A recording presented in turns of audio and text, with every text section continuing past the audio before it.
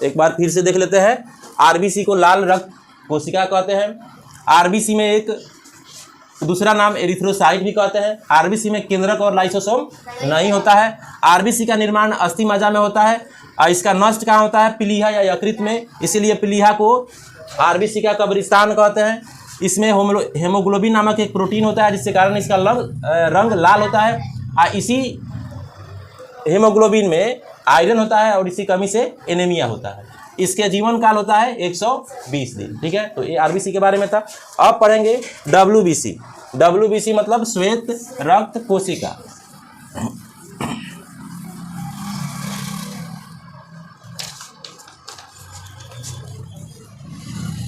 WBC white blood कॉर्पल या cell बोलो, श्वेत रक्त कोशिका। ठीक है, इसको ओपन करो तो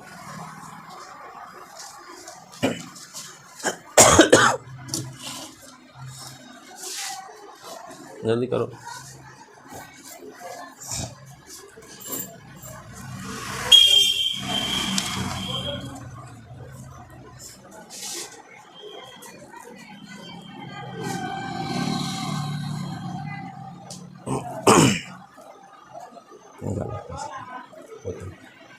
क्या कर दिया, कितना प्रेशर मारा।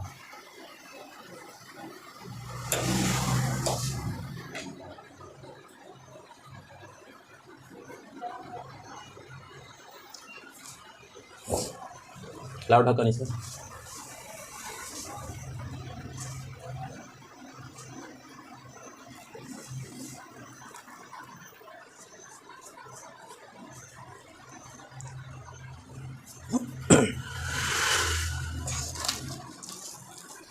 चलो, तो अगला है डब्ल्यूबीसी।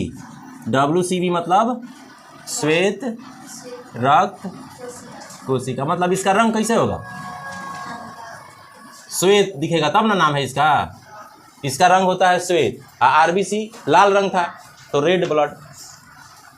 इसका दूसरा नाम श्वेत रक्त कोशिका को मतलब डब्ल्यूबीसी का दूसरा नाम है ल्यूकोसाइट।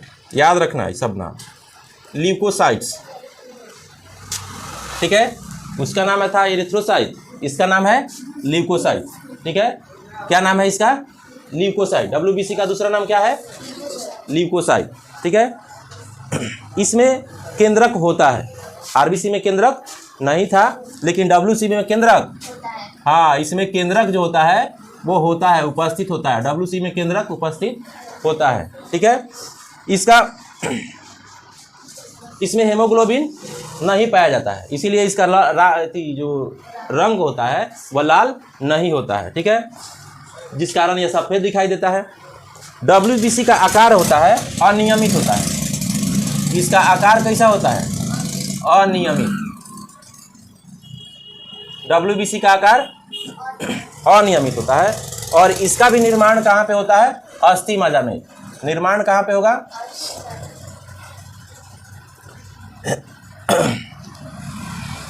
इसका भी निर्माण अस्थि मज्जा में होता है। ठीक है, इसका जीवन काल 4 दिन का होता है। जीवन काल कितना दिन का होता है? 4 दिन का। कहीं कहीं अलग भी मिलता है, मतलब इसका ज़्यादा दिन तक जीवन नहीं रहता है। ल्यूकोसाइट का जो जीवन होता है बहुत कम दिन तक होता है और इसका मेन काम है हमारे शरीर को बीमारी से बचाना। ठीक है, डब्ल्यूबीसी का मेन काम क्या है? बीमारी से बचाना, मतलब हमको रोगों से रक्षा करता है। डब्ल्यूबीसी जो है एक सिपाही की तरह हमारे खून में है। मतलब कोई भी बीमारी आएगा तो पहले उसको किससे लड़ना पड़ेगा? डब्ल्यूबीसी से लड़ना पड़ेगा। इसकी संख्या जब कम होने लगता है तब हमको बीमारी होने लगती है। ठीक है, इससे डब्ल्यूबीसी की जब संख्या कम होगा तो बीमारी होने का चांस बढ़ जाता है। ठीक है, तो डब्ल्यूबीसी का मेन काम हमको बीमारी से, ये हमारे शरीर में एंटीबॉडी का निर्माण करता है। ठीक है, मतलब एंटीबॉडी का मतलब रोग के खिलाफ लड़ने का काम करता है। ठीक है, तो डब्ल्यूबीसी भी जरूरी है ना। डब्ल्यूबीसी का जो संख्या है वो कम होगा तो बीमारी होगा। ठीक है, कोई बहुत सारा ऐसा बीमारी है जिसमें WBC की संख्या घटते जाता है, इसका भी काउंट होता है, जो आगे डिटेल में पढ़ना है। आगे है प्लेटलेट्स। प्लेटलेट्स इसको बिम्बाणु भी बोलते हैं, ठीक है। प्लेटलेट्स जो होता है इसका एक नाम है थ्रोम्बोसाइट। थ्रोम्बोसाइट्स ये सब इसका दूसरा नाम है, ठीक है। दूसरा नाम है, मतलब इरिथ्रोसाइट, ल्यूकोसाइट, थ्रोम्बोसाइट, ठीक है। ये सब इसका दूसरा नाम है, जैसे एक का नाम होता है ना दूसरा, तो वैसे नाम याद रखना है। इसका मेन काम है प्लेटलेट्स का कि रक्त का थक्का बनाने में मदद करता है, रक्त का थक्का बनाने में मदद करता है।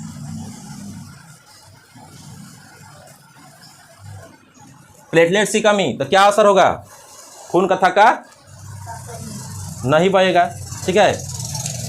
थक्का नहीं बनेगा तो मतलब रक्त क्या होगा, बहते रहेगा, रक्त रुकेगा नहीं, ठीक है। इसका रंग जो होता है रंगहीन होता है, प्लेटलेट्स का कोई रंग नहीं होता है। यह कैसा होता है, रंगहीन होता है। याद रखना कि प्लेटलेट्स का रंग कैसा, तो रंगहीन होता है। इसका जीवन काल जो होता है वह 10 दिन का होता है। जीवन काल कितना दिन, हाँ 10 दिन। प्लेटलेट्स का जीवन काल 10 दिन का होता है। डेंगू बीमारी में इसकी संख्या कम हो जाती है जब डेंगू बीमारी होता है, डेंगू बुखार, सुने हो, डेंगू बुखार। एगो डेंगू मच्छर होता है, वो मच्छर के काटने से डेंगू बुखार होता है, और वो ऐसा मच्छर है कि सिर्फ साफे पानी में रहता है, वो गंदा पानी में नहीं रहता है, ठीक है। तो ये क्या होता है, डेंगू बुखार में ये प्लेटलेट्स को खा जाते हैं। डेंगू के जो ये एथी होते हैं वो किसको खा जाते हैं, प्लेटलेट्स को ही खा जाते हैं। इसीलिए हमारे शरीर में प्लेटलेट्स की संख्या क्या होती है, कम होने लगती है। इसीलिए बताया जाता है कि प्लेटलेट्स खाने वाला चीज़ ज़्यादा, बढ़ाने वाला चीज़ ज़्यादा खाने के लिए, ठीक है। और इस शरीर को शक्ति प्रदान करता है। प्लेटलेट्स क्या करता है, शक्ति प्रदान करता है। समझ में आया। प्लेटलेट्स क्या है, इसका दूसरा नाम थ्रोम्बोसाइट, रक्त का थक्का बनाने में मदद करेगा, रंगहीन होगा, जीवन काल 10 दिन का होगा। किस बीमारी में प्लेटलेट्स खत्म होने लगता है, कम होने लगता है, डेंगू बुखार में, ठीक है। और ये शरीर को शक्ति प्रदान करता है। तो ये था रक्त के बारे में। रक्त के बारे में अभी तक हमने सीखा, रक्त 2 पदार्थ से बना है, प्लाज्मा और रक्त कणिका। प्लाज्मा 60%, प्लाज्मा के बारे में जान गए। रक्त के 3 कण जान गए, RBC, WBC और प्लेटलेट्स। आगे है लसिका। लसिका मतलब लिम्फ, ठीक है। अब लिम्फ क्या होता है,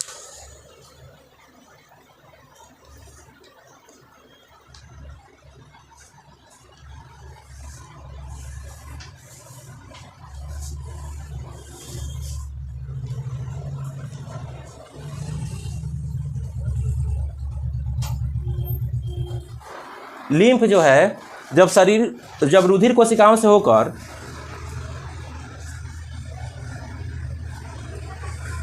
जब खून कोशिकाओं से होकर बहता है तो उसका द्रव भाग कुछ भौतिक, रासायनिक या शारीरिक क्रियाओं के कारण कोशिका की दीवार, पतली दीवारों से छन कर बाहर आ जाता है। मतलब जब कोशिका में रक्त बहता है तो कभी कभी ये जो इसका दीवार होता है पतला होता है, और इस कारण से रक्त जो होता है छन कर कहाँ निकलने लगता है, बाहर, इसके बाहर आ जाता है। और यही रक्त लसिका कहलाता है। जो बाहर निकल गया रक्त का कण उसको क्या कहेंगे, लसिका कहेंगे। इंग्लिश में बोलते हैं लिम्फ। याद हो गया कि लिम्फ क्या है। तो जब रक्त कोशिका में बहती है तो उसकी पतली दीवारों से रक्त छन कर बाहर आ जाती है। इसी रक्त को क्या कहते हैं, लसिका कहते हैं, लिम्फ कहते हैं। लसिका का मेन काम होता है हमारे शरीर को रोग से बचाना, हमारे शरीर को रोग से बचाना, संक्रमण से बचाना और अतिरिक्त जल का अवशोषण करना, ठीक है। यह लसिका हमारे घाव को भरने का भी काम करता है। लसिका क्या करता है, घाव भरने का काम करता है, ठीक है। तो लसिका समझ में आ गया। लसिका भी है, वह खून ही है, लेकिन जो खून उसकी वाहिनी के बाहर आ जाता है निकल के, उसको क्या कहते हैं। आगे है रक्तदाब। रक्त दाब, ठीक है। इसको शॉर्ट में इंग्लिश में ब्लड प्रेशर कहते हैं, नाम से बीपी से ज़्यादा फेमस है, ठीक है, बीपी से ज़्यादा फेमस है। तो जब खून बहता है वाहिका में तो उसके विरुद्ध जो दाब लगता है उसी को कहते हैं रक्त दाब, ठीक है। रक्त दाब जो होता है वो खून जब बहता है तो उसके द्वारा लगाया गया उसके वाहिनी पर, वाहिका पे दाब होता है, इसको रक्त दाब कहते हैं। यह दो प्रकार का होता है, एक होता है प्रकुंचन दाब, जिसको सिस्टोलिक बोलते हैं, सिस्टोलिक प्रेशर, और दूसरा होता है अनुशीतलन, जिसको डायस्टोलिक कहते हैं, ठीक है। तो याद रहना है कि रक्तदाब कई प्रकार का, दो प्रकार का, एक प्रकुंचन दाब सिस्टोलिक और एक अनुशीतलन दाब डायस्टोलिक, ठीक है। तो ये दो याद रखना है। प्रकुंचन दाब क्या होता है कि धमनी के अंदर रक्त का दाब जब निलय सिकुड़ता है उसे प्रकुंचन दाब कहते हैं। धमनी के अंतर का दाब, धमनी कौन सा रक्त को ढोने का काम करता है, शुद्ध की अशुद्ध? धमनी शुद्ध, धमनी होता है शुद्ध का वहन करता है, सीरा अशुद्ध का करता है, ठीक है। तो धमनी के में अंदर जब ब्लड चलता है धमनी में तो उसके द्वारा जो दाब क्रिएट किया जाता है वह होता है प्रकुंचन दाब। कौन दाब? इसमें निलय जो होता है वह सिकुड़ता है।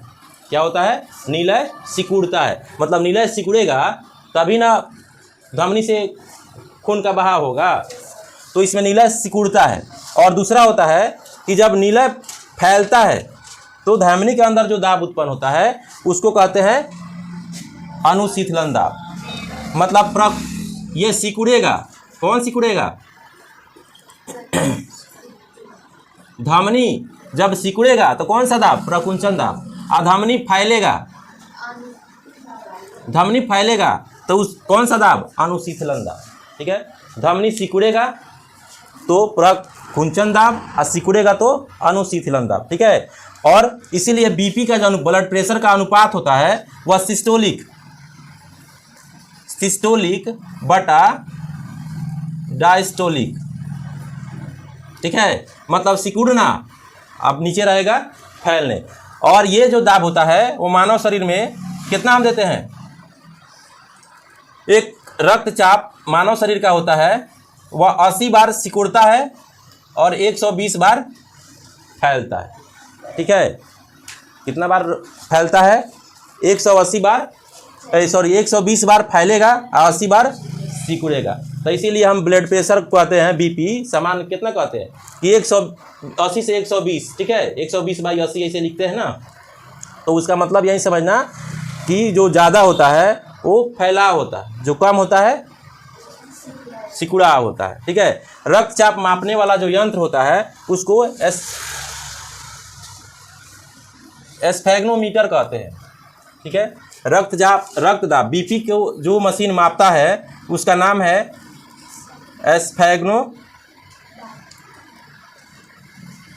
एस्फेग्मोमैनोमीटर, ठीक है। तो बीपी समझ में आ गया कि ब्लड जब चलता है तो कोशिका मतलब वो अपने धमनी पर जो दाब लगाता है, प्रेशर लगाता है, वो दो टाइप का होता है। एक होता है सिकुड़ने से जिसको प्रकुंचन कहते हैं, और एक होता है फैलने से जिसको अनुशीतलन दाब कहते हैं, ठीक है। मानव रक्तचाप जो होता है बीपी सामान्य कितना होता है? 80 से 120, ठीक है। अब है पादप में वाहन। ये तो अभी तक हम मानव शरीर में वाहन देख रहे थे, अब देखेंगे पादप में वाहन, मतलब पौधे में भी वाहन, जो वाहन ढोने का काम होता है, ट्रांसपोर्टेशन होता है, वो कैसे होता है। तो पादप में ढोने का काम एक कोशिका, दो नली करती है। एक का नाम है जाइलम, याद रखना, और दूसरे का नाम है फ्लोएम। क्या नाम है? फ्लोएम। जाइलम क्या करता है कि मृदा से प्राप्त जो जल होता है, खनिज लवण होता है, उसका वहन करता है, ढोने का काम करता है। मतलब जल का ढोने का काम कौन करेगा? जाइलम। जाइलम मेन रूप से मिट्टी से खनिज लवण और पानी, ये क्या करता है? इसका वहन करता है, इसको ढोता है। और फ्लोएम का काम क्या है कि पत्तियों में, जब पत्ती में भोजन तैयार होता है, प्रकाश संश्लेषण पौधे के पत्ती के भाग से होता है, तो जब पत्तियों में खाना बना, उस खाने को, उस भोजन को पौधे के हर भाग में भेजने का काम किसका होता है? फ्लोएम का। तो ऐसे सीधा सीधा कह सकते हैं कि पादप में जल का वहन कौन करता है? तो जाइलम। अब फ्लोएम का मतलब भोजन का वहन कौन करता है? तो फ्लोएम। ठीक है, याद रखना, ज से जल, ज से जाइलम, फ से फूड, फ से फ्लोएम। ठीक है, ऐसे कंफ्यूजन नहीं होगा।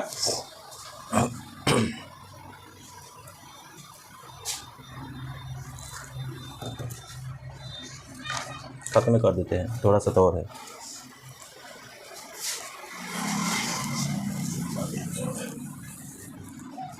चलो आगे है उत्सर्जन।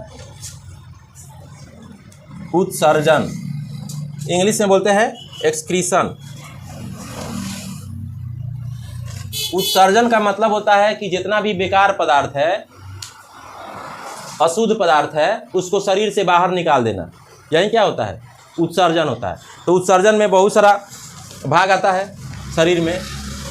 जैसे चमड़ा, स्किन जो होता है, उसको उत्सर्जी अंग मानेंगे कि नहीं? उसको भी मानेंगे ना, क्योंकि उससे भी पसीना तो बाहर निकलता है ना, कुछ ऐसा, वो भी तो बाहर उत्सर्जित कर रहा है। पसीना के साथ वो नमक भी बाहर निकालता है शरीर से, इसीलिए पसीना का जो टेस्ट होता है नमकीन होता है। ठीक है, तो उत्सर्जन क्या है? तो उत्सर्जन वह प्रक्रिया है जिसमें शरीर में बने जितना बेकार पदार्थ होता है वो बाहर निकाल दिया जाता है। इस प्रोसेस को उत्सर्जन कहते हैं। और इसके जो अंग उत्सर्जन का काम करते हैं उसका नाम है उत्सर्जी अंग। क्या नाम है? उत्सर्जी अंग। अब उत्सर्जी अंग कौन कौन है? तो उत्सर्जी अंग में पहला हो गया फेफड़ा, ठीक है, बड़ी आंत, छोटी आंत, यकृत, त्वचा, ठीक है, उसके बाद किडनी, वृक्क, ये सब कैसा भाग है? उत्सर्जी अंग है। मतलब इस सब से उत्सर्जन का काम होता है, सभी से बेकार पदार्थ शरीर से बाहर निकाला जाता है। फेफड़ा में क्या होता है? देखते हो कि फेफड़ा क्या करता है? ऑक्सीजन लेता है या फिर कार्बन डाइऑक्साइड होता है, फिर बाहर इसको ढकेलता है, निकालता है। बड़ी आंत में, तो बड़ी आंत में भोजन जब भी हम खाते हैं तो छोटी आंत से जब डाइजेस्ट होता है तो उससे निकाल दिया जाता है, फिर बड़ी आंत में भेज जाता है। बड़ी आंत भी वहाँ से कुछ पानी वानी को अवशोषित करके बाकी चीज़ को निकाल देती है। यकृत जो होता है, यकृत में एक बहुत खतरनाक पदार्थ बनता है, ठीक है। यकृत क्या करता है? अमोनिया को यूरिया में बदल देता है, ठीक है। यकृत क्या करता है? अमोनिया को यूरिया में बदल देता है। और अमोनिया होता है बहुत विषैला पदार्थ होता है, ठीक है। अमोनिया बहुत विषैला पदार्थ होता है और इससे कम विषैला यूरिया होता है, ठीक है। तो ये अमोनिया को क्या करता है? यूरिया में बदल देता है और उसके बाद शरीर से बाहर निकल जाता है, ठीक है। त्वचा के बारे में जानते हैं कि त्वचा कौन से पदार्थ का उत्सर्जन करता है? तो पसीना का उत्सर्जन करता है, ठीक है।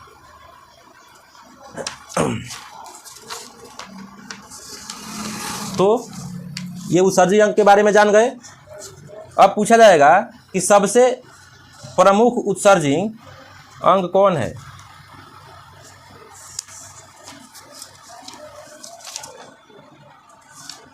ठीक है, ये हो गया।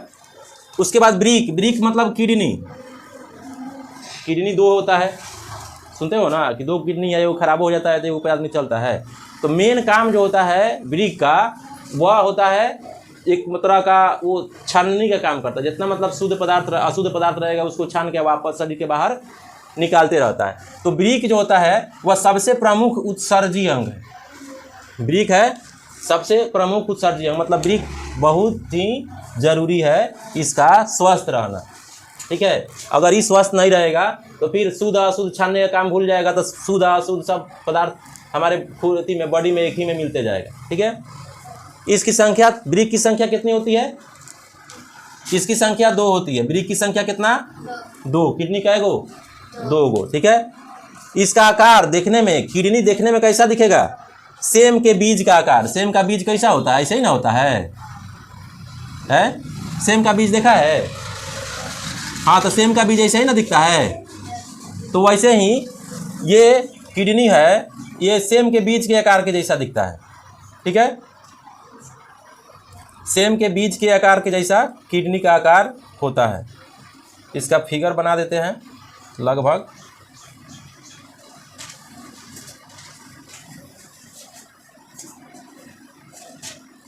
बढ़िया से फिगर बनाते हैं।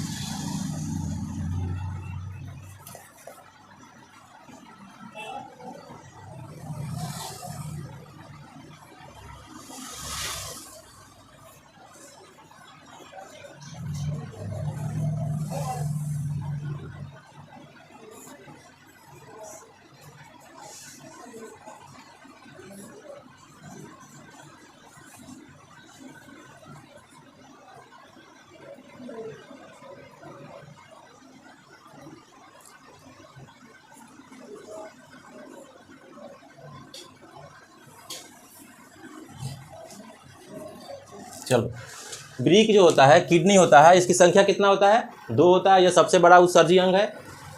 इसकी आकृति होता है सेम के बीज के आकार का, ठीक है। और ब्रिक का जो भार होता है लगभग 140 ग्राम होता है। इसका भार कितना होता है? 140 ग्राम, ठीक है। ब्रिक पेरिटोनियम नामक झिल्ली में बंद रहती है। ये जिस झिल्ली में बंद रहती है उस झिल्ली का नाम, मतलब उस कवर का नाम क्या होता है? पेरिटोनियम, ठीक है। और ब्रिक की इकाई जो होती है, ये भी याद रखना, ब्रिक की इकाई नेफ्रॉन। क्या होता है? नेफ्रॉन। तो ब्रिक की इकाई किस में मापेंगे? नेफ्रॉन में, ठीक है। ब्रिक की इकाई को क्या कहते हैं? नेफ्रॉन कहते हैं। ब्रिक रक्त को छानने का काम करता है। ब्रिक का काम मेन क्या है? रक्त को छानना। और इसमें जितना भी अपशिष्ट पदार्थ है, बेकार पदार्थ है, उसको मूत्रवाहिनी से बाहर निकालना, ठीक है। ब्रिक रक्त में छाना जाता है, इस क्रिया को डायलिसिस कहते हैं। जो रक्त ब्रिक से जो छाना जाता है, इस क्रिया को डायलिसिस कहते हैं। और यही डायलिसिस जब किडनी खराब होगा, ठीक है,